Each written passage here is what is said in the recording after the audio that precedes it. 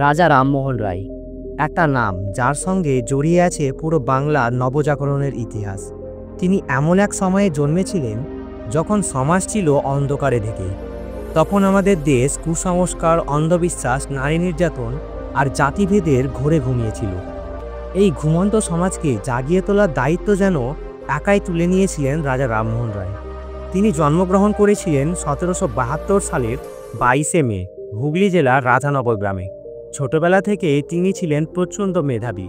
তিনি সংস্কৃত, ফার্সি, আরবি, ইংরেজি এই ভাষাতে কথা বলতে পারতেন। তিনি কখনোই চোখ বুজে কোনো কিছু বিশ্বাস করতেন না। যা কিছু ভুল মনে হতো তার বিরুদ্ধে দাঁড়িয়ে যেতেন যুক্তি নিয়ে। বড় হয়ে তিনি বুঝেছিলেন আমাদের সমাজের নারীরা তখন কতটা অবহেলিত।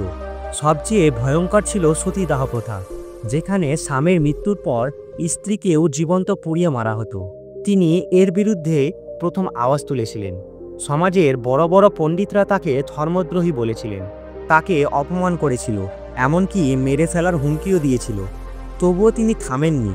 তার অক্লান্ত প্রচেষ্টায় অবশেষে 1829 সালে লর্ড উইলিয়াম বেন্টিং সতীদাহ প্রথা বন্ধ ঘোষণা করেন। এই এক সিদ্ধান্তে রাজা রামমোহন রায় ইতিহাসে অমর হয়ে যান। এরপর 1828 সালে তিনি প্রতিষ্ঠা করেন ব্রহ্ম সমাজ, যেখানে ধর্ম, জাতপাত, কুসংস্কার নয় বরং মানবিকতা আর যুক্তিবাদকে প্রাধান্য দেওয়া হতো। এই সমাজের মাধ্যমে তিনি মানুষকে শেখাতে চেয়েছিলেন ঈশ্বর এক, মানুষ সমান, আর কুসংস্কার মানে অন্ধকার। কিন্তু জীবনের শেষ দিকে তার সামনে আসে এক নতুন অধ্যায়। 1830 সালে মোগল সম্রাট আখতার উদ্দিন বাহাদুর শাহ দ্বিতীয় তাকে রাজা উপাধি দেন এবং সমাজ সংস্কারের প্রতিনিধিত্ব করতে তাকে ইংল্যান্ডে পাঠান। সেখানে তিনি ব্রিটিশ সরকারের কাছে ভারতের পক্ষে অনেক কথা বলেন। শিক্ষা, ধর্ম, সমাজ সংস্কার এবং প্রশাসনিক পরিবর্তন নিয়ে আলোচনা করেন। ইংল্যান্ডে থাকাকালীন সময়ে তিনি অনেক পণ্ডিত ও রাজনৈতিক ব্যক্তির সাথে বন্ধুত্ব করেন। সবাই তাকে ভীষণ শ্রদ্ধা করত। কিন্তু 1833 সালের আগস্ট মাসে হঠাৎ তিনি ভীষণ অসুস্থ হয়ে পড়েন। শুরু হয় প্রবল জ্বর ও মাথা ব্যথা।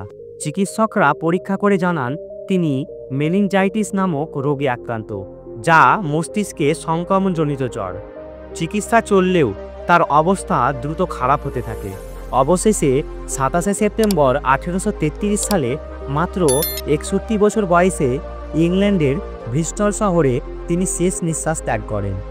তার মৃত্যুর পর শুরু হয় নানা আলোচনা। অনেকেই বিশ্বাস করেন তার মৃত্যুটা একেবারে স্বাভাবিক ছিল না, কারণ তখন তিনি ভারতের সংস্কারের এমন এক আন্দোলন চালাচ্ছিলেন যা অনেক প্রভাবশালী ধর্মগুরু, জমিদার এবং ব্রিটিশ স্বার্থবিরোধী মানুষকে ক্ষুব্ধ করেছিল। কেউ কেউ সন্দেহ প্রকাশ করেন তাকে হয়তো বিষ প্রয়োগ করা হয়েছিল অথবা তার মৃত্যু গোপনে রাখা হয়েছে অন্য কোনো কারণে। যদিও ইতিহাসবিদদের মতে তিনি সত্যিই মেনিনজাইটিসে আক্রান্ত হয়েছিলেন এবং চিকিৎসার ব্যর্থতার কারণে তিনি মৃত্যুবরণ করেন। তবে এই ঘটনার রহস্য আজও অনেকের মনে প্রশ্ন জাগায়। কেন তার দেহ ভারতে ফিরে আনা হলো না? তাকে সমাধিস্থ করা হয় ইংল্যান্ডের ব্রিস্টল শহরে, যেখানে আজও তার সমাধি অক্ষত আছে। ভারত থেকে বহু মানুষ প্রতি বছর সেখানে যান তাকে শ্রদ্ধা জানাতে।